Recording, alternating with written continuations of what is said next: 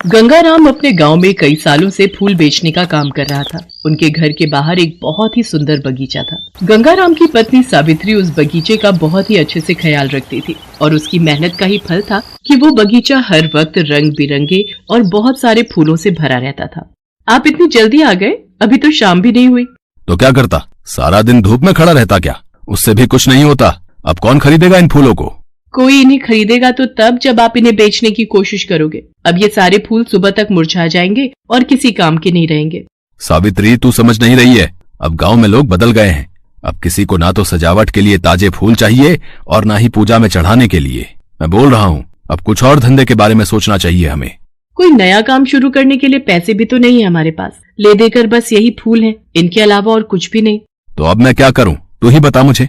ऐसा करो, आप इन फूलों को हाईवे के पास जाकर बेचो। वहाँ शहर को जाने वाली और शहर से आने वाली कई बसें रुकती हैं। मुझे लगता है कि गांव के लोग भले ही ना खरीदे, पर शहर के लोगों को हमारे फूल बहुत पसंद आएंगे। सावित्री उम्मीद का दामन थामे हुए थी, लेकिन गंगाराम एक नंबर का आलसी था। सावित्री के जोर देने पर वो अगले दिन फूल लेकर हाईवे के पास जाकर खड़ा हो गया। पूरे दिन वहाँ से कई बसें गुजरी, लेकिन गंगाराम ने किसी के पास जाकर अपने फूल बेचने की कोशिश तक नहीं की। नतीजा, यहाँ भी उसकी कोई कमाई नहीं हुई। पता नहीं क्या हो गया है लोगों को। मैंने कहा था सावित्री को, नहीं बिकेंगे ये फूल। शाम हो चुकी थी और धीरे धीरे अंधेरा होने लगा था। गंगाराम वहाँ बिल्कुल अकेला था। वो घर की तरफ जा ही रहा था कि तभी उसे पास ही कुछ हलचल सुनाई दी। उसने फौरन पलटकर देखा तो वहाँ पर एक एटीएम था, जिसके अंदर रखी मशीन को दो लोग खोलने की कोशिश कर रहे थे। ए, क्या कर रहे हो? रुक जाओ, रुको, अभी पुलिस को बुलाता हूँ मैं, रुको तुम। ये देखकर वो दोनों लड़के वहाँ से भाग निकले। वो लड़के एटीएम मशीन का एक हिस्सा खोल चुके थे। ये देखकर गंगाराम फौरन एटीएम मशीन के पास गया और उसने उस मशीन के अंदर झांकने की कोशिश की। ये क्या, लगता है मेरी किस्मत ही फूटी है। इतना अच्छा मौका था, लेकिन इस मशीन में तो एक फूटी कौड़ी भी नहीं है। कोई फायदा नहीं, न इस मशीन का और न इन फूलों का। अब इन्हें घर ले जाकर भी क्या करूंगा। गंगाराम ने गुस्से में आकर अपने सारे फूल उस एटीएम मशीन के टूटे हिस्से से अंदर डाल दिए। ऐसा करते ही एटीएम मशीन हिलने लगी और उसमें से एक एक करके कई नोट बाहर निकलने लगे। ये तो पैसे हैं, वो भी इतने सारे। ये तो कमाल ही हो गया। गंगाराम बिना देर किए सारे नोट समेटने लगा। फिर अचानक उसे कुछ ख्याल आया और वो एटीएम के चारों तरफ देखने लगा। क्या ढूंढ रहे हो? फिक्र मत करो, यहाँ कोई कैमरा नहीं है। कौन है? सामने आओ। ये कौन बोला अभी? यहाँ तुम्हारे और मेरे अलावा और कोई नहीं है। ये मैं हूँ, तुम्हारे सामने खड़ी एटीएम मशीन। क्या? पर तुम बोल कैसे सकती हो? ये सवाल जरा पेचीदा है, लेकिन इसका जवाब सीधा सा है। मैं एक जादुई एटीएम मशीन हूँ। क्या कहा? जादुई मशीन? पर मैं कैसे मान लूं? तुम साबित करो। तो फिर ठीक है, तुम मेरे अंदर कुछ और फूल डालो और मैं उनके बदले तुम्हें पैसे दूंगी। गंगाराम के पास मशीन के अंदर डालने के लिए अब एक भी फूल नहीं बचा था, लेकिन उसे उस एटीएम मशीन को तो आजमाना ही था। वो फौरन एटीएम से बाहर आया और पास ही उगी एक झाड़ी से दो जंगली फूल तोड़ कर ले आया। उन फूलों को एटीएम मशीन में डालते ही उसमें से फिर दो नोट बाहर निकले। अरे, ये तो कमाल हो गया। क्या मैं तुम्हें अपने साथ ले चलूं अपने घर? वहाँ बहुत सारे फूल हैं, लाल, पीले, नीले, गुलाबी, बहुत सारे। नहीं, अब इतना भी मत उड़ो तुम। अगर मुझे अपने घर लेकर जाओगे तो सीधे जेल के अंदर डाल दिए जाओगे। अभी चुपचाप घर जाओ और कल फिर आना। गंगाराम के साथ जो कुछ हो रहा था वो उसकी समझ से परे था, लेकिन फिर भी वो बहुत खुश था। उसने घर पहुंचते ही उस जादुई एटीएम मशीन के बारे में अपनी पत्नी सावित्री को सब कुछ बता दिया। ये सब बहुत अजीब है जी। मुझे डर है कि कहीं आप फंस ना जाओ। आपको जरूर कोई गलतफहमी हुई है। कोई भी एटीएम मशीन भला फूलों के बदले पैसे कैसे दे सकती है? ओहो सावित्री, तू ना सोचती बहुत है। यही परेशानी है तेरे साथ। ये सब छोड़ और मुझे ये बता कि अभी अपने बगीचे में कितने फूल होंगे? तो काफी सारे। बहुत बढ़िया, तो चल मेरे साथ, सारे फूल तोड़कर ले आते हैं। अरे पर अभी तो अंधेरा हो गया है। दिन छिपने के बाद कोई फूल नहीं तोड़ना चाहिए। भूल गए क्या? जब फूलों के बदले इतने पैसे मिल रहे हो तो जब चाहे तब तोड़ो, समझी? गंगाराम की जिद के आगे सावित्री को झुकना पड़ा। उन दोनों ने मिलकर एक रात में ही बगीचे के सारे फूल तोड़ लिए और फिर अगले दिन वो पहले से 4 गुना फूल लेकर उस हाईवे पर पहुंच गए। इत्तेफाक से उस दिन कई ग्राहक उसके पास आए जो उससे फूल खरीदना चाहते थे, लेकिन गंगाराम ने एक भी फूल किसी को नहीं बेचा। उसे तो बस शाम होने का इंतजार था। लगता है ये वक्त सही है। आसपास कोई भी नहीं है। चलो, इन फूलों को पैसों में बदलने का वक्त आ गया है। गंगाराम एक बार फिर एटीएम के अंदर गया, लेकिन इस बार एटीएम मशीन पहले से खुली हुई नहीं थी। ये देखकर गंगाराम कुछ घबराया, लेकिन फिर उसने हिम्मत करके एटीएम मशीन को खोलने की कोशिश की। मशीन का एक हिस्सा खुलते ही उसने मशीन के अंदर फूल डालने शुरू किए। उसके ऐसा करते ही एटीएम मशीन में कुछ हलचल सी होने लगी। अरे ये क्या कर रहे हो? आज मुझे फूल नहीं चाहिए, बंद करो, उन फूलों को मत डालो मेरे अंदर। है? क्या मतलब कि फूल नहीं चाहिए तुम्हें? कल इन्हीं फूलों के बदले तो तुमने मुझे पैसे दिए थे, तो आज क्या हो गया? मेरा मन बदल गया है, और क्या। तुम ही बताओ, क्या तुम हर रोज एक ही तरह का खाना खाते हो क्या? आज मुझे पत्ते चाहिए। हाँ, हरे हरे एकदम ताजे और रसीले पत्ते। जितने पत्ते लाओगे उतने नोट ले जाना मुझसे। उस एटीएम मशीन की बात सुनकर गंगाराम को गुस्सा तो आया, लेकिन फिर भी उसने खुद पर काबू रखा और फौरन एटीएम के बाहर आकर पास के जंगल में चला गया। उसने कुछ ही देर में वहां से काफी सारे पत्ते इकट्ठे कर लिए और फिर उन्हें ले जाकर एटीएम मशीन में डाल दिया। ऐसा करते ही एटीएम मशीन से एक बार फिर नोटों की बारिश होने लगी। गंगाराम ने उस एटीएम मशीन से कहा, इन पैसों के लिए तुम्हारा शुक्रिया, पर सुनो, कल तुम्हें क्या चाहिए होगा ये पहले से ही बता दो। गंगाराम के कई बार पूछने पर भी एटीएम मशीन ने कोई जवाब नहीं दिया। फिर गंगाराम सारे पैसे लेकर घर चला गया। एटीएम मशीन हर रोज उससे कुछ न कुछ नया लाने को कहती, जिसके बदले गंगाराम को ढेर सारे पैसे भी मिल जाते। एटीएम मशीन के दिए हुए पैसे गंगाराम के घर में एक संदूक के अंदर इकट्ठे होते जा रहे थे, लेकिन गंगाराम का लालच था कि कम होने का नाम ही नहीं ले रहा था। हालांकि इस सब के लिए उसे जो मेहनत करनी पड़ रही थी वो भी उसे बहुत खल रही थी। ये एटीएम मशीन तो मुझसे बहुत मेहनत करवाती है, पर पैसे भी तो चाहिए, कुछ तो दिमाग लगाना होगा मुझे। गंगाराम ने बहुत दिमाग लगाकर एक तरीका सोचा और फिर उस शाम को एटीएम मशीन से बोला, देखो, आज मैं तुम्हारे लिए अपनी तरफ से कुछ लेकर आया हूँ। क्या लाए हो? दिखाओ मुझे। ये तो रही। इस थैले में ढेर सारी हवा है।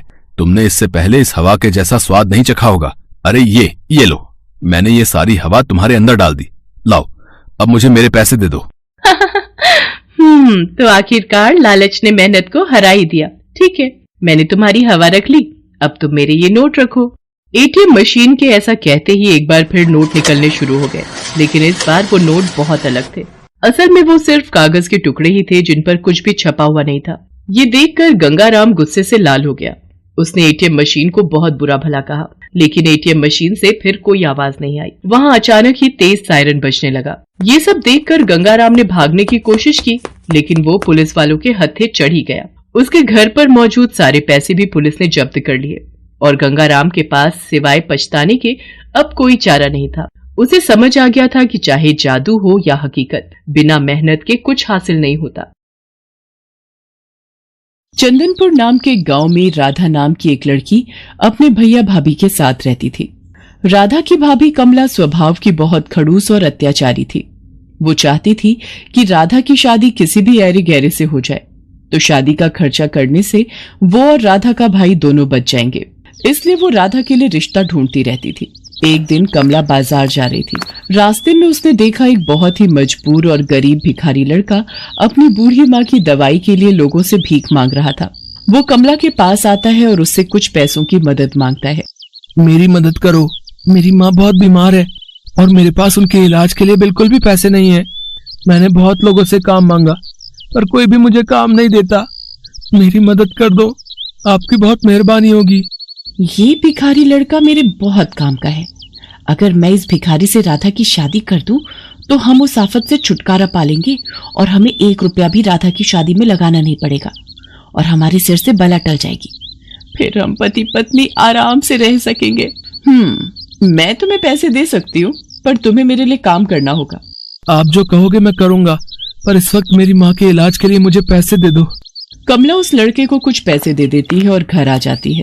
अगले दिन राधा का भाई योगेश काम पर जा रहा था। तभी वो योगेश से बोली, योगेश, मैंने अपनी राधा के लिए एक बहुत ही अच्छे लड़के का रिश्ता देखा है। अगर तुम हाँ कहो तो मैं उस लड़के को आज ही घर पर बुला लेती हूँ। पर कमला, लड़का कैसा है, क्या करता है, कैसा खानदान है? हमें ये सब भी तो देखना पड़ेगा कि नहीं? बस आ गई ना वही बात तुम्हारे दिमाग में। तुम तो सोचते हो कि मैं कमला की भाभी हूँ। माँ होती तो वो उसके लिए अच्छा रिश्ता ढूंढ कर लाती। रहने दो, तुम तो मुझे अपना समझते ही नहीं हो। भला मैं अपनी राधा के लिए कोई गलत रिश्ता ढूंढकर थोड़ी ना लाऊंगी। नहीं, मेरा मतलब वो नहीं था। अच्छा ठीक है, शाम को तुम लड़के को घर पर बुला लो, मैं जल्दी घर आ जाऊंगा। है? कमला जिस लड़के को घर पर बुलाती है वो कोई और नहीं बल्कि वही भिखारी लड़का था। जिसकी मदद उसने बाजार में की थी।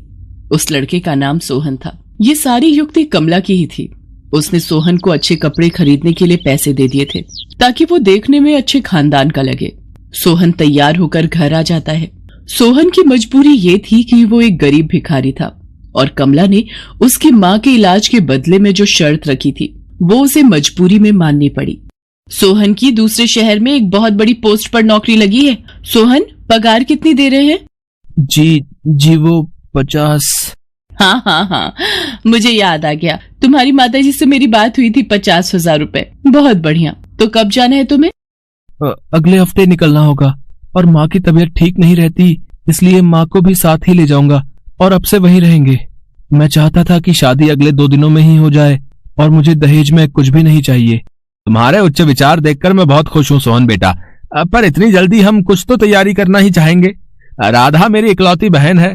अरे, आप भी कैसी बातें करते हो? हम भी बेटा दहेज लेने और देने के बिल्कुल खिलाफ हैं। शादी अगले 2 दिन बाद ही होगी। कमला ने सोहन को सब कुछ समझा बुझा दिया था। बेचारा सोहन, उसे झूठ बोलना पड़ रहा था। योगेश भी उनकी बातों में आ गया और राधा की शादी सोहन के साथ हो जाती है। थोड़े बहुत कपड़े और सामान लेकर राधा अपने मायके से विदा हो जाती है। पर शादी के बाद सोहन राधा से कुछ भी नहीं छुपाता।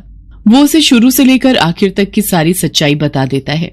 और यह है सारी सच्चाई राधा। तुम अगर वापस अपने भैया के पास जाना चाहती हो तो मैं तुम्हें नहीं रोकूंगा। कमला भाभी ने मेरी शादी भले आपके साथ किसी भी तरह की हो, पर आप मेरे पति हैं और माँ जी मेरी माँ है। आप दोनों जहाँ रहेंगे मैं वहीं रह लूंगी। मैं वापस जाकर अपने भैया को और कष्ट नहीं देना चाहती। राधा सोहन और उसकी माँ के साथ दूसरे गांव के लिए चल पड़ती है। राधा के पास जो थोड़े बहुत पैसे थे वो खर्च हो गए। सोहन और राधा मिलकर गांव के पास ही एक झोपड़ी तैयार कर लेते हैं और राधा अपनी सास और सोहन के साथ उस झोपड़ी में रहने लगती है।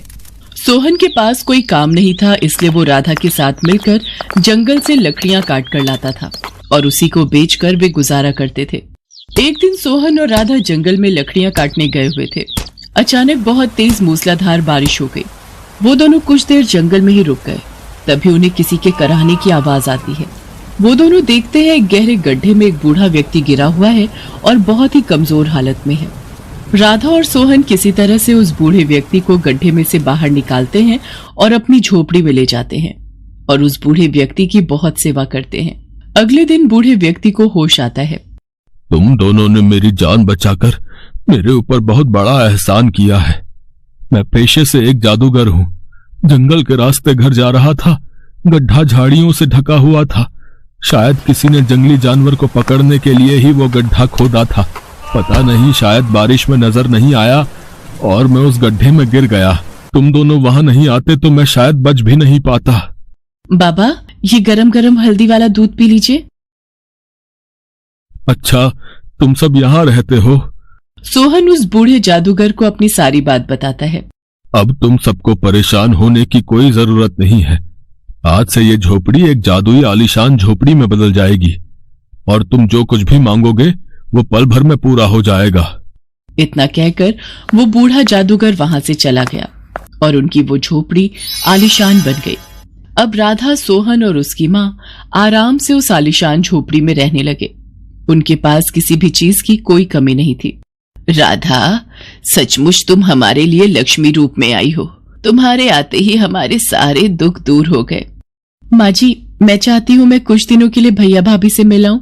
हाँ, सोहन तुम्हें तुम्हारे मायके जरूर ले जाएगा। राधा बहुत सारे उपहार और मिठाइयाँ लेकर अपने भैया भाभी से मिलने जाती है। योगेश अपनी बहन राधा को देखकर बहुत खुश था, पर कमला की तबीयत बहुत दिनों से खराब थी। शायद उसने जो गलतियां की थी उनकी वो सजा भुगत रही थी। राधा, मैंने तुम्हारे भैया को सारी सच्चाई बता दी है। पता नहीं कैसी बीमारी लगी है कि ठीक होने में ही नहीं आ रही। मुझे माफ कर दो राधा। भाभी, ऐसा न कहो, आप बिल्कुल ठीक हो जाओगे। राधा वापस अपने घर जाती है। मेरी भाभी की बीमारी दूर हो जाए, ऐसी दवा मुझे मिल जाए। राधा वो दवाई अपनी भाभी को पिलाती है और उसकी भाभी बिल्कुल ठीक हो जाती है और राधा को गले लगा लेती है। उस दिन से राधा अपने परिवार के साथ खुशी खुशी जीवन बिताने लगती है।